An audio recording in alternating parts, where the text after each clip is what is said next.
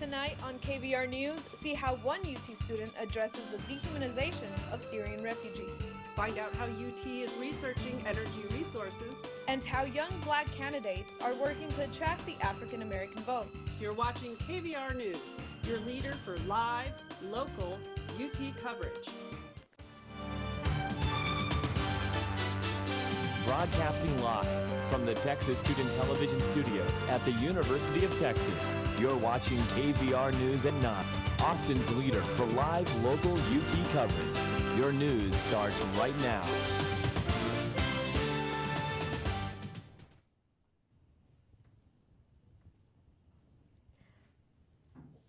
Good evening and welcome back to KVR News for Monday, February 22nd. I'm Sandy Marin. And I'm Amy Botelho. Thank you for joining us. Kalamazoo, Michigan shooter Jason Brian Dalty has been charged with 6 accounts of murder, 2 accounts of assault with intent to commit murder, and 8 firearm charges. According to police, Dalton drove to different locations for about 5 hours, targeting people in 3 different parts of the country. However, it is still unclear how the victims were chosen. After Dalton's arrest, police found the semi-automatic pistol in his vehicle, which Dalton was using to drive for Uber that night.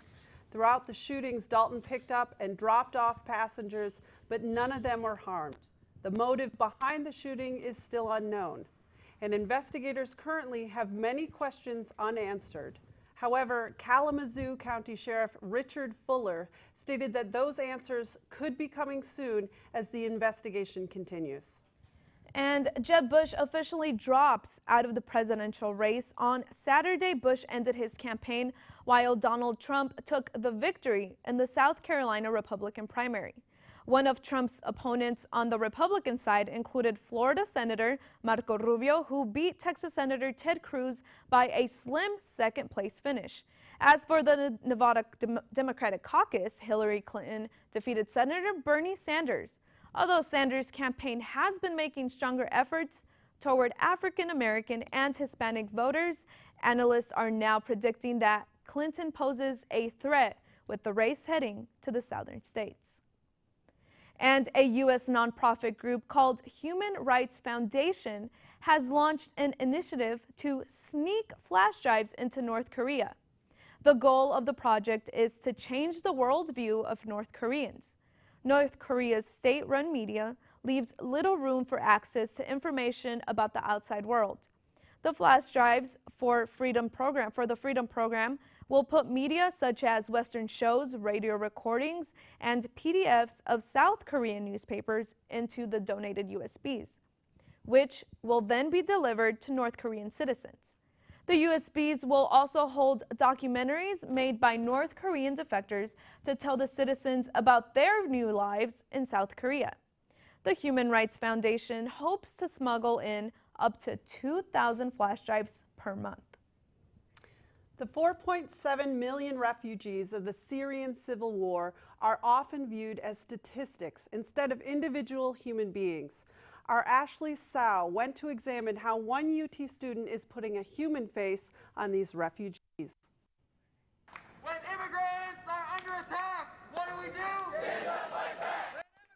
As an American of Syrian descent, Citrine Grawi remembers Syria before the Civil War. She last visited the country in December of 2010, 3 months before the brutal war began. I didn't realize how much of a dictatorship it actually was until I kind of put it together to where there were statues of him everywhere, photos of him everywhere. You're not allowed to, you have to put up a picture of Bashar Assad in your stores if you own a store. If you weren't, you would get imprisoned. And I didn't realize it. Last Friday, Grawi spoke at the rally for refugees and against Islamophobia, held in West Campus here on these very steps. According to Grawi and numerous other students, their activism to support the 4.7 million Syrian refugees stems from the humanity within them. This humanitarianism led Grawi to co-found the Syrian People Solidarity Group last January. The goal? To help raise awareness and fundraise for Syrian refugees. Their activism may be making a noticeable difference on UT's campus. But what I am finding is that more people are asking more questions. Graui's goal is to humanize the refugees, and she's doing just that by giving them a voice. To Greece because, as we've been told, no one puts their children in a boat unless the water is safer than the land. Ashley Tsao, KVR News. We are in the middle of early voting time here in Texas, and the presidential candidates are heading our way for the March 1st deadline. Historically, Texas has low voter participation, with fewer than 2 million of the state's 19 million voters heading to the ballots for the 2014 primaries. We took a specific look at civic participation among African American youth and the campaigns of two local candidates in their 20s. Hello, my name is James Norte, and I am a candidate running for County Commissioner, Precinct 1. My name is Vincent Harding, Travis County Democratic Party Chair. Rudy Mateer running for office in Pflugerville. Vince Harding and James Norte running for offices here in Austin. Do they speak to a growing trend here in Austin amongst the African American community? I went to the Austin chapter of the NAACP and spoke to its president, Nelson Linder, to get some answers on these questions. I think this is going to be a new trend because folks now are being asked to be more involved, and also opportunities. So these three gentlemen, I think, represent the future very well. With the 2008 election of President Obama, the African American youth vote went up to 58%, which was the highest we had seen since 1972 of any category of people. I asked Mr. Linder if he attributed this to Obama's influence. I think given their age and what they saw to do culture, I think absolutely. But also the country is changing. I think we have different demographics around the country right now. We're seeing more happen with civic involvement from African Americans. So I think there are a lot of factors out there, and they're coming together at the right time. We have sacrificed a lot to be able to see these young people take their place, pick up the staff, leave a legacy for people following them. Former Chief Medical Examiner Dr. Roberto Bañardo is being scrutinized about his former tenure at the Travis County Medical Examiner's Office. A KXAN investigation reveals that during the years 1997 to 2006, Bañardo performed more than double the recommended amount of autopsies per year. Bañardo was receiving an extra income totaling $2.6 million for the autopsies he performed outside of Travis County. Bañardo's examinations were the leading testimonies in several wrongful murder convictions. The faults in Bañardo's work has not been deemed as deliberate, so he will not be facing any legal repercussions. The Democratic National Committee announced that President Barack Obama will travel to Austin on the first day of the South by Southwest Festival next month. President Obama will attend a DNC fundraiser that coincides with the March 11th kickoff of the interactive portion of the festival. Naturally, the announcement has some Austinites dreading the added traffic that the combination of the festival and the president's visit could create.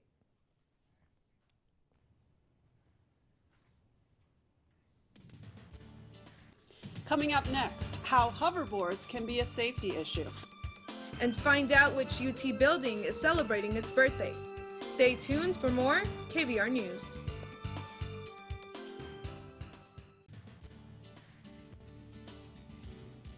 You're watching KVR News at 9. Your campus, your news.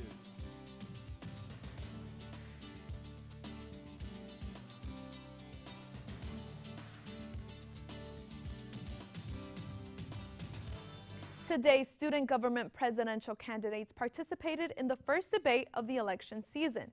The four candidates, Dimitrov, Helgren, Dror, and Chapman, gathered in the SAC at 7 p.m. to introduce themselves and discuss their platforms. The debate will be moderated by the Daily Texan. A second debate will be held at a later date that has not yet been announced, but be sure to follow us on Twitter at KXAN News for live updates on tonight's debate. The federal government has placed a ban on the sale of hoverboards that do not meet certain safety regulations. In a letter to the hoverboard industry, the U.S. Consumer Product Safety Commission said that anyone who imports, manufactures, delivers, or sells hoverboards that do not meet the new safety measures could be charged with a crime or sued. There are currently no hoverboards in the market that meet the new standards. In the past, hoverboards have been banned in major airports and even on Amazon. Cases involving the product igniting into flames and causing serious injuries have resulted in government action. These new set of standards may result in the recall of some hoverboards. Due to the long-term change in the market from U.S. shale production, there has been a significant fall in global oil prices. The change has been facilitated by research in the development of novel energy and resource-related technologies. Our Jina Chung reports on how UT hosted its own Energy Week to discuss energy research findings.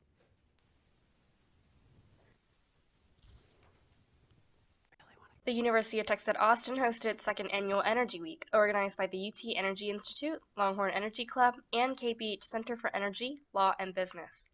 The event featured panel discussions with keynote speakers and talks on energy research findings from some of the world's leading energy experts. Everything we do in the world, everything we do in our lives requires energy. We cannot live without energy. Just walking, just sleeping requires energy. And therefore, we need to understand that energy is everywhere, because many times people think energy, it's a bad thing. We think about something that's polluting, etc. That's not only what energy is. And we need to understand where our energy comes from in order to do it in a more sustainable way. The panels discussed energy issues such as the role of natural gases and hydraulic fracturing. They extended the research to students on campus through the student research poster competition. One of the main missions of Energy Week is to promote energy research, entrepreneurship, and professional development around energy. And so one of the three goals is to promote energy research.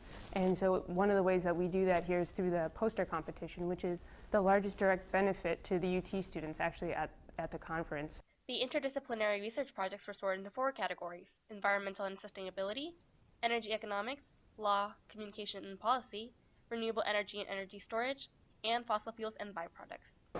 It's really like a rewarding thing to be researching, just because it has such a huge societal impact. Through these research opportunities, students were able to develop ideas about energy research that enhance our academic community.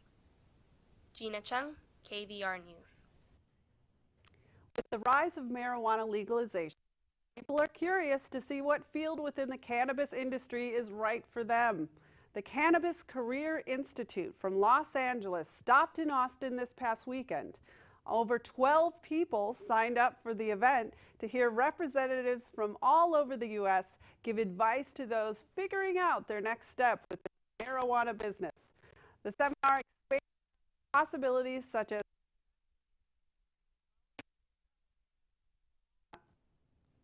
Panda Express will soon be coming to the Texas Union. It is replacing the Taco Bell that closed this past year after deciding to not renew its contract with the Airmark Food Services. Demolition and remodeling are set to begin next month during spring break. The opening date is still unknown.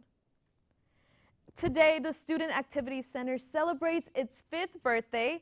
The SAC hosted a party in honor of the anniversary with music, free t-shirts, and free cupcakes. The building began as a student initiative and first opened its doors in 2011. Its construction focused on using environmentally friendly elements, and in 2012, the SAC became the first building on campus to receive a Leadership in Energy and Environmental Design Gold rating. Today, the SAC continues to serve the community today through, not only hosting various campus events and by providing a place for students to eat, study, and collaborate. So this past weekend was pretty gloomy and cloudy, so we saw some drizzle here and there, and the temperatures even went down a bit. Yes, we definitely did experience some weather conditions that we hadn't seen in a while, but will they last, or will we go back to those hot and humid temperatures? So our very own Dani Matias has our forecast for the week. Dani, what can we expect for the temperatures? Well, those sunny skies will definitely be sticking around, but we might see a day of rain this week. I'll have more on this after the break. Not yet. Have a news tip or story idea? Call the KVR News Tip Line, 475-8181.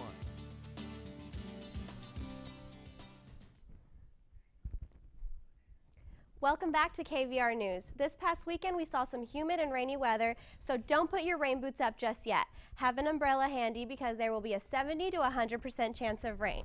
Showers and thunderstorms will occur mainly before 1 p.m. tomorrow, and winds could reach as high as 40 miles per hour. The high will be 65 and we'll have a low of 41. Wednesday we will shift back to sunny skies with a high of 64 and a low of 38. Thursday will be similar with a high of 69 and a low of 38. This weekend, we will see more promises of warm weather and temperatures will peak starting Saturday. Friday, there will be a high of 67 and a low of about 46. Saturday's high will be a near 73, so be sure to enjoy those times outdoors, as well as we'll see a low of 53. Sunday, the highs will be in the mid-70s with a low near a 58. So as you can see this week, we'll see a wide range of temperatures. Be sure to have your rain gear nearby on those expected stormy days. Live in the weathercast, Dani, Matias, KVR News. Luke Hendry will be in the studio to talk Longhorn sports after the break. Stay tuned.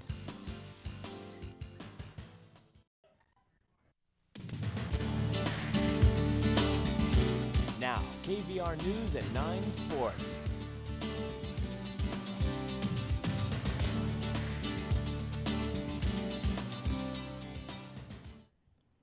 Welcome back to KVR News. I'm College Press Box Luke Hendry. The number 23 ranked Longhorn basketball team opened their season in a series against UNLV this past weekend. In the game of the series, the Horns clinched a victory in a shutout win, 7-0. Let's head to Dish Falk Field to see how the Horns swept Game 3. Colt McCoy led the Horns to a great start in their third and final game of the series versus the UNLV Rebels. The Horns were excited and ready to go as they right-handed pitcher Connor Mays started for the Horns, holding the Rebels at 0. Later on, a drag bunt right here by Rebels number 5, Kyle Isbell, put a Rebel on first in the second play of the game. A rough call here for the Horns as a tough pass from Travis Jones to Casey Clemens. This combo wasn't enough for the double play, but the combo could have been called either way. Sophomore Patrick Mayes at the plate takes his first pitch of the game and nails his second home run of the season. This put the Longhorns up 1-0 in the bottom of the first. Home half of the second inning, we see Cody Clemens drive a single to right center. This was led to a score by Michael Cantu from second plate, giving the Horns a 3-0 advantage over the Rebels in the bottom of the second. Freshman Nick Kennedy pitched for the Horns in the sixth inning, making his Texas Longhorn debut. Later on, Morgan Cooper, a redshirt sophomore, returned to the mound after a year off from Tommy John surgery. He pitched the 7th and 8th inning, and the Horns are glad to see him back. Closing out the game was freshman Chase Stugart. With a big strike there, the Horns defeated UNLV 7-0 and will play Stanford on Thursday. The Longhorn softball team went out with a bang over the weekend at the Hilton Houston Plaza Invitational. The Horns defeated Toledo, Houston, and Ball State. For the sixth time in school history, the Longhorns have opened their season a perfect 10-0. Texas hopes to extend their winning streak in Texas Invitational this upcoming weekend. The Horns will face Abilene Christian at home. So, Luke, many people, especially NASCAR fans, gathered this Sunday to watch the Daytona 500. And I know Chase Elliott was said to be the pole winner, but actually Danny Hamilton actually finished first in the race. So what could fans expect? Well, earlier this month, NASCAR implemented the team owner charter agreement to improve the sport as a whole.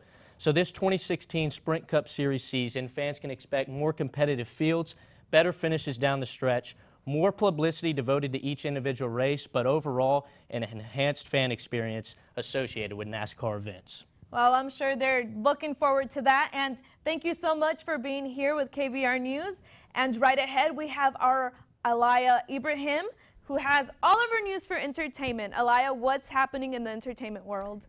Thanks, Sandy. Well, pop star sensation Rhianna releases her new music video. Kesha's battle to end her contract brings awareness to other artists, and find out which That's So Raven star didn't have a clear vision of his future. Be sure to stick around as I'll have all this and more after the break.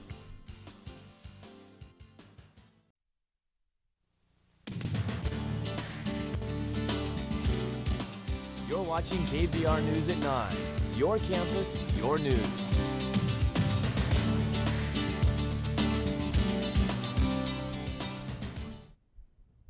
You better work, work, work. After tons of teasing from Rhianna, her much anticipated music video collaboration with Drake off her new album Anti was released today. The sneak peek preview of the video had fans praising the singer for her constant versatility and ingenuity in the music industry. The music video's release came in perfect timing after having to skip her Grammy performance and postponing her world tour by 2 weeks due to bronchitis. The work premiere also left fans buzzing about the fiery chemistry between Rhianna and Drake as they cozied up pretty nicely. Rihanna's hard work, however, seems to have paid off better than ever before. Today, Billboard announced that work hit #1 on the Top 100, making it her 14th #1 hit, surpassing artist Michael Jackson.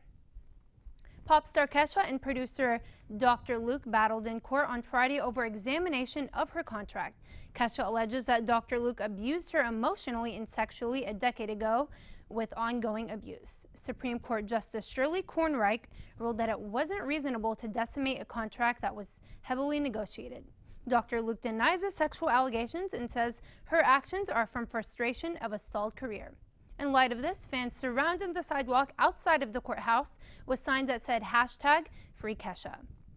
And other pop stars such as Lady Gaga and Ariana Grande expressed support and sadness on Twitter over Kesha's situation.